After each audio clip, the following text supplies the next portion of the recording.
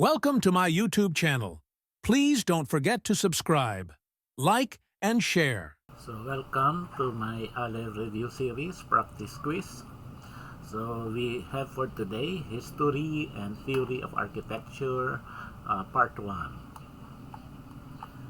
So before we start the quiz, it would be better kung kumuha kayo ng piece of paper at ilagay nyo na yung numbers 1 to 30 para pagsagot mamaya ng quiz, madali na lang.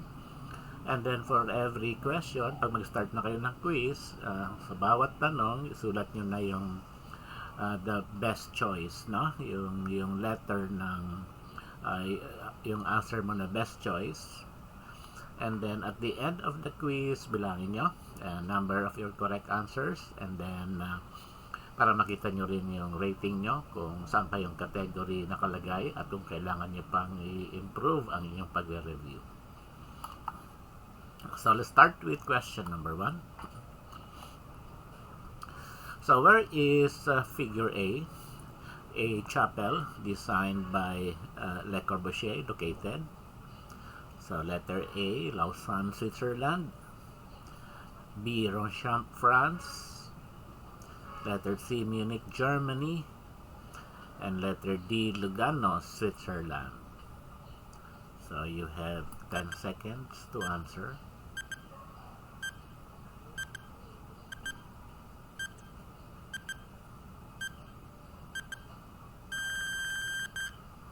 Okay, so the correct answer here is Ronchamp, France. So this is the Notre Dame du Haut Chapel designed by Le Corbusier, and that is located in Ronchamp, France. The chapel sits atop the hill, offering views of the surrounding landscape. So question number 2. So where is figure B? This one. An architecture school that is designed by Walter Gropius located. A, Delft, the Netherlands. B, Bregenz, Austria. Letter C, Marseille, France. And letter D, the South Germany. You have 10 seconds to answer.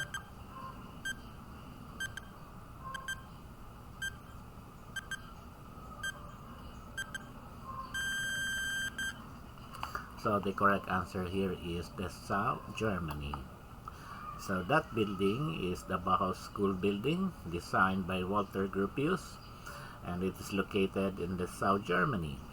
The Bauhaus was founded in Weimar, Germany in 1919, and the school moved to the South in 1925. The building was designed and built between 1925 and 1926. So question number 3, where is figure C? This one, a residential house designed by Frank Lloyd Wright located in the USA. Letter A, New York. Letter B, California. Letter C, Pennsylvania. And letter D, Wisconsin. 10 seconds.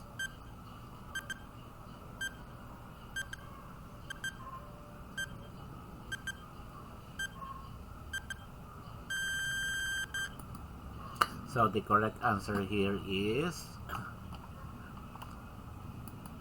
Pennsylvania. So this is the Falling Water, designed by Frank Lloyd Wright, located in Pennsylvania. It's situated in the Laurel Highlands of southwestern Pennsylvania, about 90 minutes from downtown Pittsburgh. The house is perched over a waterfall in the Bear Run Valley, a natural feature that significantly influences its design. So question number 4, where is figure D? This one, completed in 1956 and designed by Mies van der Rohe located. Letter A, London, England. Letter B, Chicago, USA. Letter C, Paris, France. And letter D, Dresden, Germany. 10 seconds.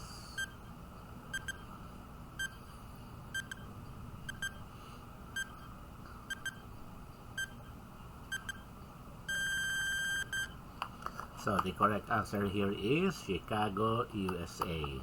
And that building is the SR Crown Hall, designed by the German-American modernist architect Ludwig Mies van der Rohe, is the home of the College of Architecture at the Illinois Institute of Technology in Chicago, Illinois. So number 5, where is figure E, this one, located or designed by Oscar Niemeyer located? Letter A, Portugal. Letter B, Argentina. Letter C, Spain. And letter D, Brazil. You have 10 seconds.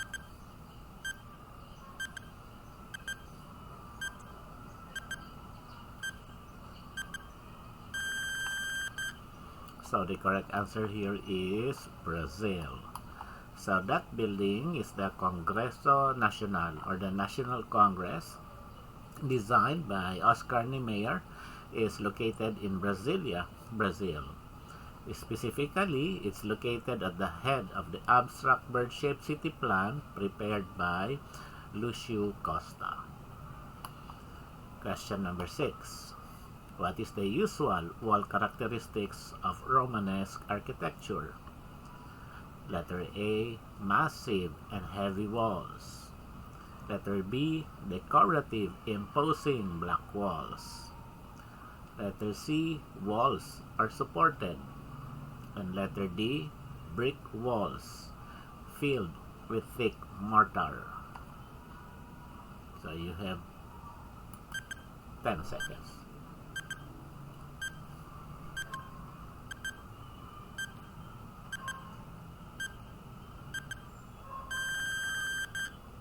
Okay, the correct answer here is massive and heavy walls. So Romanesque architecture is characterized by thick, massive walls that are often double shells filled with rubble. These walls are a key feature supporting the weight of the building and its heavy vaults, and typically have few and small openings like windows. The building materials and specific wall construction techniques varied across Europe depending on local resources and traditions. Question number 7. What is the usual arch design of Romanesque architecture? Letter A, pointed. Letter B, semi-circular.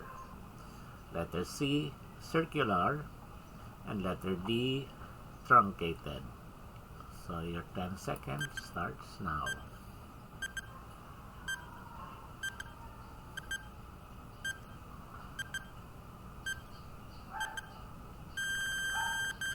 And our correct answer is letter B, semi-circular. So Romanesque architecture is characterized by the use of the semi-circular arches. These arches, often used for doors, windows, and vaults, are a defining feature of the style and were inspired by Roman engineering techniques. Question number 8. What is the usual buttress design in Romanesque architecture? Letter A, angled buttresses. B, flying buttresses.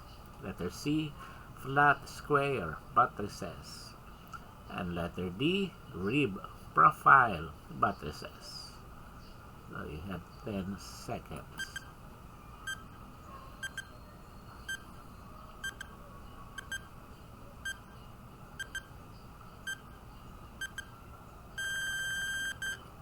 So our correct answer here is flat square buttresses. So in Romanesque architecture, buttresses were generally flat square profiles like this one and this one, and didn't extend significantly beyond the wall. They were typically placed at the corners or perpendicular to the exterior wall, supporting the weight of the structure and allowing for more open interior spaces. While Romanesque buttresses were a crucial element for structural support, They were less elaborate and prominent than the flying buttresses associated with Gothic architecture. Question number 9. What is the usual window characteristics of Romanesque architecture? Letter A. Few but large openings. Letter B. Many and large openings. Letter C. Few and small openings. And letter D. Many but small openings. So you have 10 seconds to finalize your answer.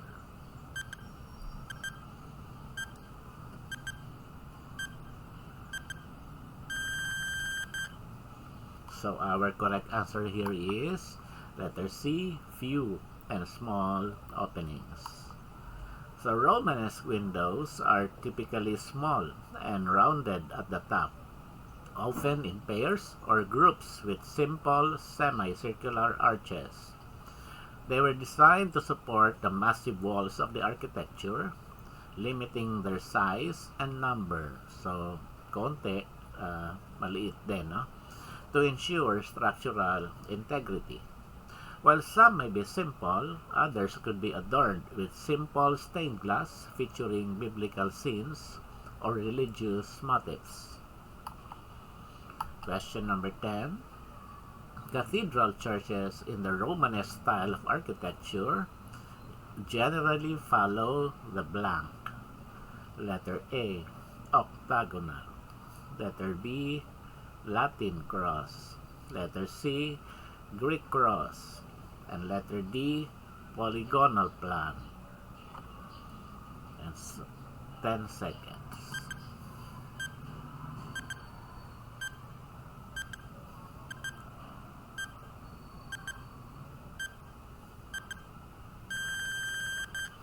So our final answer here is letter B, Latin cross. So Romanesque cathedral churches typically follow a basilica plan with some modifications, often incorporating a Latin cross shape. This plan features a long central hall or nave, flanked by side aisles, a semicircular apse at one end, typically the altar, and a transept that extends perpendicularly to the nave, creating a cross-like shape. So these are the typical characteristics of Romanesque churches. We have semicircular arches for the windows, doors, and arcades. We have barrel or groin vaults to support the roof of the nave. We have massive piers and walls with few windows to contain the outward thrust of the vaults. We have side aisles with galleries above them. That's why sometimes more than one floor. And a large tower over the crossing of the nave and the transept, this one. And smaller towers at the church's western end, usually this one or two near the main entrance. So they had between 3 and 5 naves, and the central nave was higher than the others. This is a buttress, flat square buttress. And question number 11. Who is the first national artist for architecture? Letter A, Pablo S. Antonio. Letter B, Leandro Viloxin. Letter C, Juan F. Nakpil. And letter D, Carlos D. Argüelles. 10 seconds.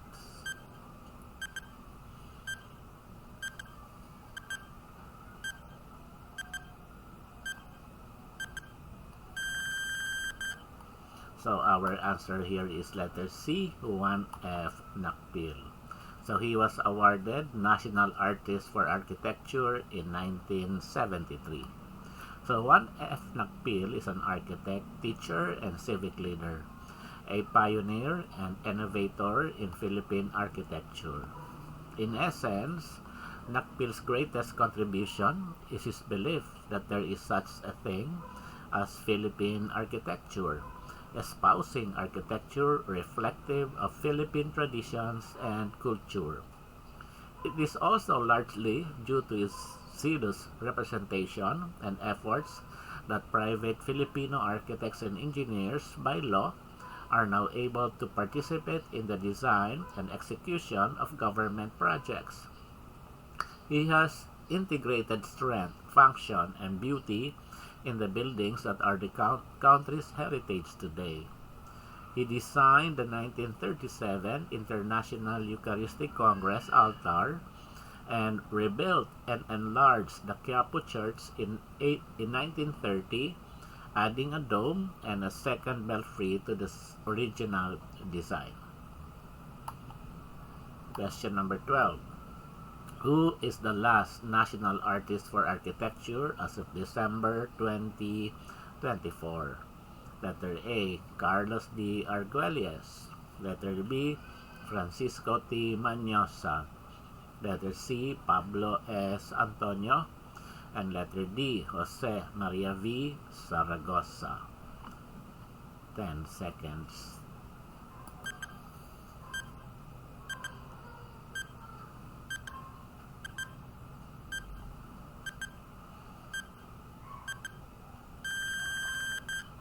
So our final answer here is letter B, Francisco T. Mañosa.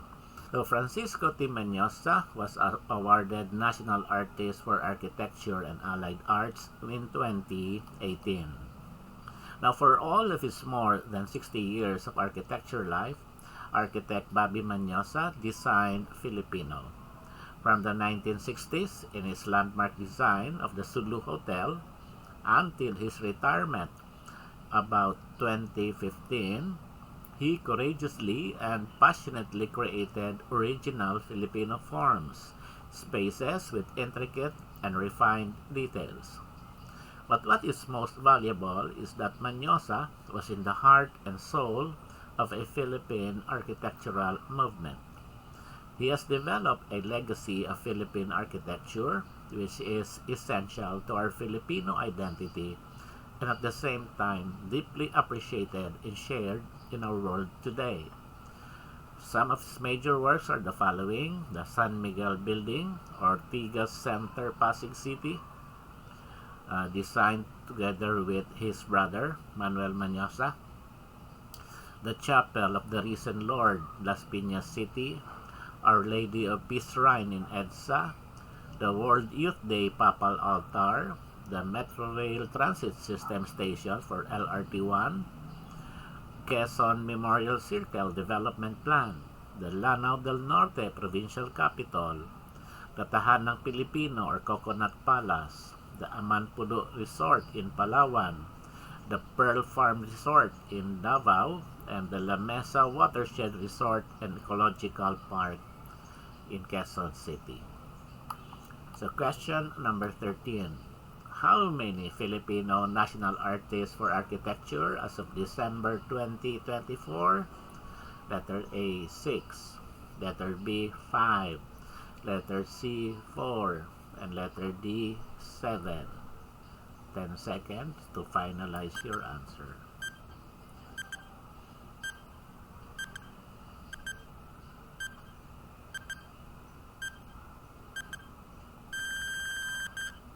So our correct answer here is 6. So to date, there are 6 national artists in architecture, namely, the first one is Juan F. Nakpil, second is Pablo S. Antonio, the third one is Leandro Villoxin, the fourth is Ildefonso Santos Jr., the fifth is Jose Zaragoza, and the last one, number 6, is Francisco T. Mañosa. So the National Artist Award is the highest distinction bestowed upon Filipino artists whose body of work is recognized by their peers and, more importantly, by their countrymen as sublime expression of Philippine music, dance, theater, visual arts, literature, film and media, arts, architecture, and design. These are artists who have promoted Filipino cultural identity and dignity through their art.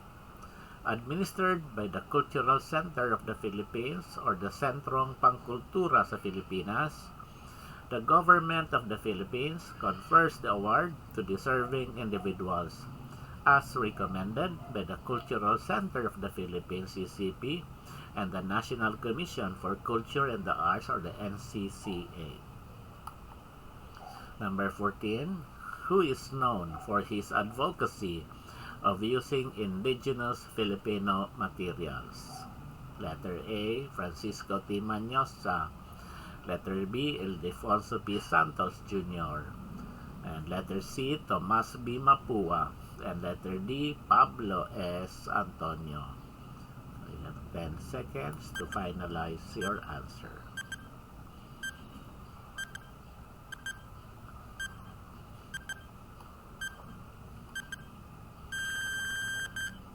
So our correct answer here is letter A, Francisco T. Manyosa. So Francisco Bobby T. Manyosa was a Filipino architect considered one of the most influential Filipino architects of the 20th century for having pioneered the art of Philippine neo-vernacular architecture. At makikita yan sa kanyang Coconut Palace at saka sa kanyang project na Pearl Farm sa Davao. Question number 15. Who designed the Manila Jockey Club or the Rufino Building and the University of the Philippines Administration and Library? Letter A, Juan F. Nakpil. Letter B, Tomas B. Mapua. Letter C, Ildefonso P. Santos Jr. And letter D, Pablo S. Antonio. So you have 10 seconds to finalize your answer.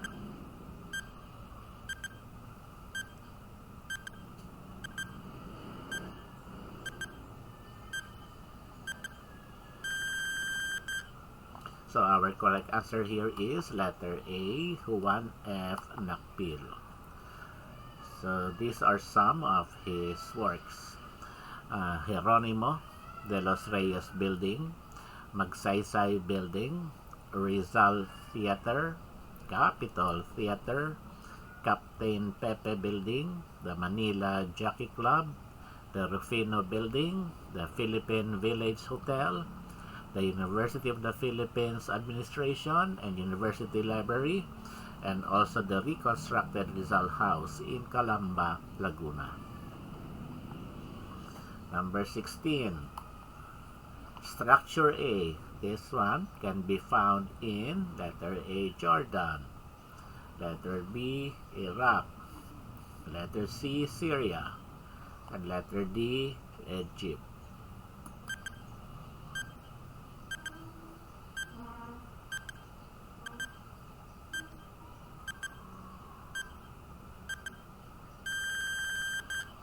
So our final answer here is letter B, Iraq. And that is the Great Ziggurat of Ur. It is located near Nasiriyah in present-day Dikar Province, Iraq. It was built approximately 4,100 years ago by King Ur-Nammu of the Neo-Sumerian Empire. The ziggurat was dedicated to the moon god. Question number 17. This one, structure B, can be found in A, Rotorua, New Zealand. Letter B, Amesbury, England. Letter C, Newgrange, Ireland. And letter D, Maeshowe, Scotland. 10 seconds to finalize your answer.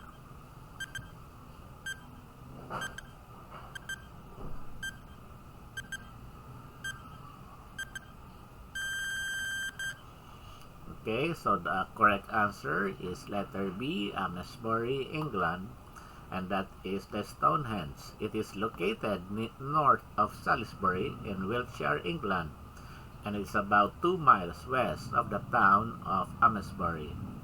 Stonehenge is a prehistoric megalithic structure consisting of an outer ring of sarsen stones within earthworks. The site is aligned towards the sunrise on the summer solstice and the sunset on the winter solstice. So we go to structure C, and that can be found in letter A, Jordan, letter B, Iran, letter C, Colombia, and letter D, Mexico.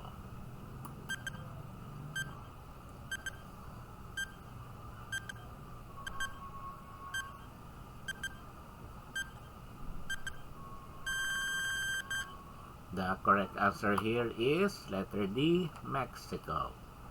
And that is the El Castillo, also known as the Temple of Kukulkan, located in the Chichen Itza archaeological site in the Yucatan Peninsula, Mexico. The pyramid is the central structure of the site and is one of the most recognizable Mesoamerican pyramids.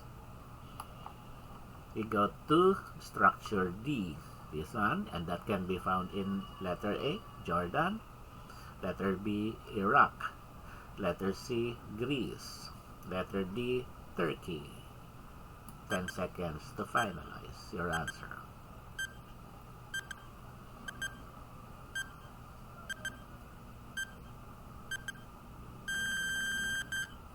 And our correct answer here is letter B, Iraq. And that is the spiral minaret of the Great Mosque in Samarra, known as the Malwiya Mosque.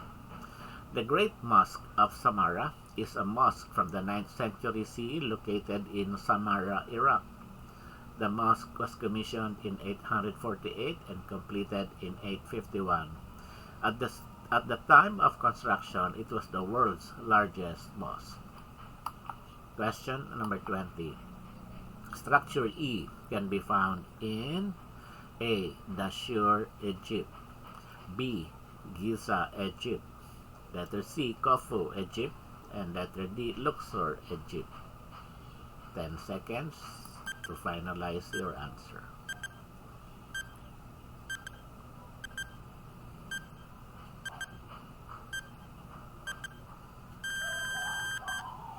And our correct answer is letter B, Giza, Egypt.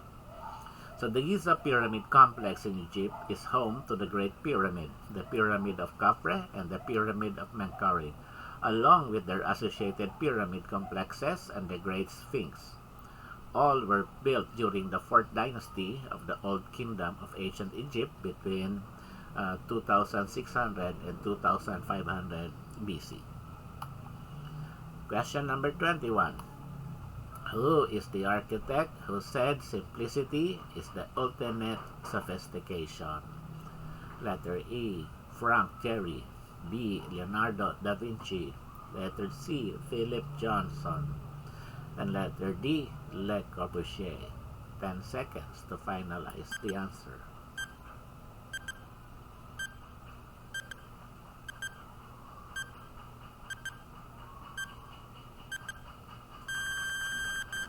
And our answer is Leonardo da Vinci.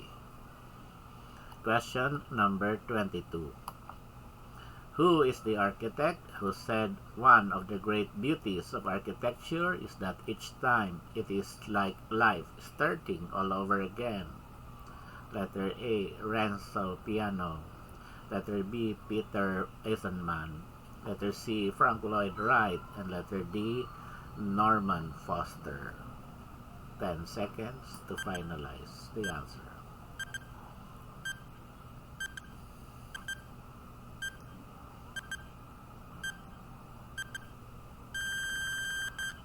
And our correct answer is Renzo Piano.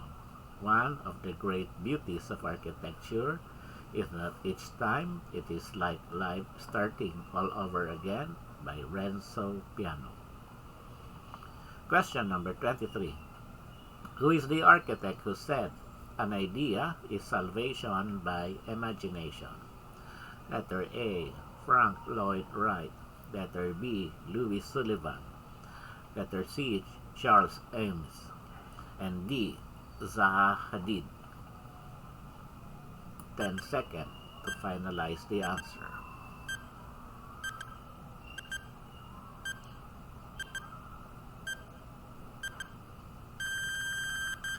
And our correct answer is letter A, Frank Lloyd Wright. An idea is salvation by imagination, and that is a quotation by Frank Lloyd Wright. Question number 24. Who is the architect who said architecture is the learned game, correct and magnificent, of forms assembled in the light? Letter A, Le Corbusier. B, Rem Koolhaas. Letter C, Robert Venturi. And D, Walter Gropius. 10 seconds to finalize the answer.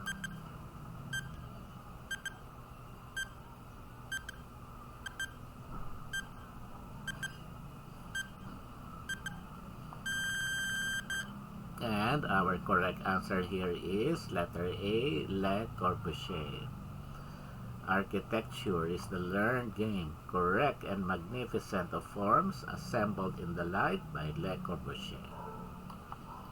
Question number 25. What is the most spectacular example of Byzantine church architecture built in 532 AD?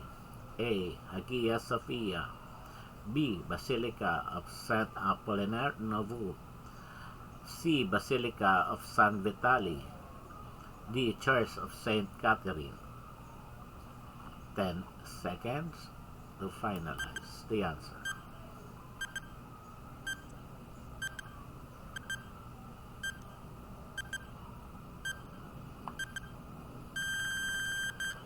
And our correct answer is letter A, Hagia Sophia. The Hagia Sophia in Istanbul, formerly Constantinople, is the most spectacular example of Byzantine church architecture built in 532. Constructed under Emperor Justinian I, it's renowned for its massive dome and groundbreaking engineering. Question number 26. What is the modern name of Byzantium, which was the capital of the Eastern Roman Empire? A. Macedonia. B. Istanbul. Letter C. Kiev. D. Georgia. 10 seconds to finalize the answer.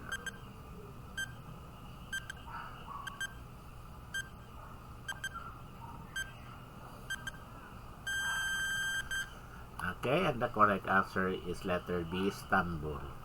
So today, the city that lies on the Bosphorus Strait in Turkey is named Istanbul, but it was once known as Constantinople, a name given to it by Emperor Constantine when it became the capital of the Byzantine Empire, aka the eastern half of the Roman Empire. And in ancient times, it was called Byzantium. Question number 27. What is the distinct style of Byzantine church architecture? A. Greek cross plan and dome roof. B. Flying buttress. C. Pointed arches and vaults. And D. Orthodox dome and rectangular plan. 10 seconds to finalize the answer.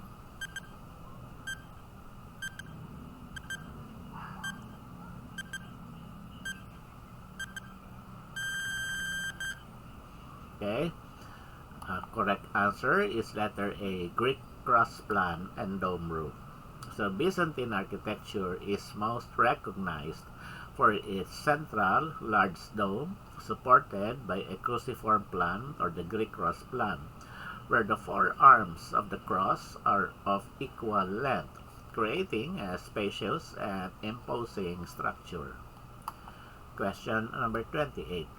Which was the first church built in Constantinople and defined by its large atrium?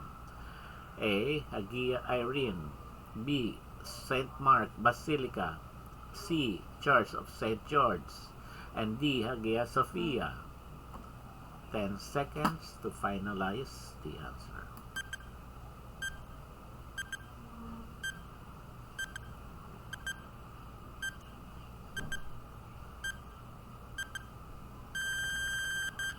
Okay, our correct answer is letter A, Hagia Irene. So this was the first church that was built in Constantinople, but due to its location, it was severely damaged by earthquakes and the Nika riots and required repair several times. The Hagia Irene is defined by its large atrium and is in fact the only surviving building of the Byzantine Empire to have such a feature. Question number 29.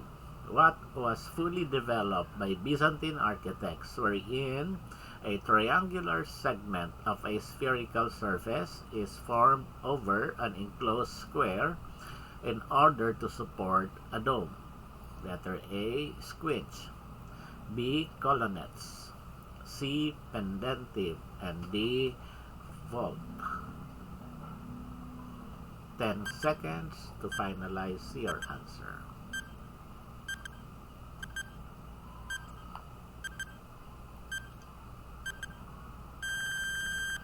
And our correct answer is pendentive. So a pendentive is an architectural component that allows the placement of a dome over a square or polygonal space. They are triangular segments of a spherical surface that fill the upper corners of a room. And last question. What type of architecture is the Great Ziggurat of Ur? A. Sumerian architecture. B. Persian architecture. C. Babylonian architecture. And letter D. Assyrian architecture. 10 seconds to finalize the answer.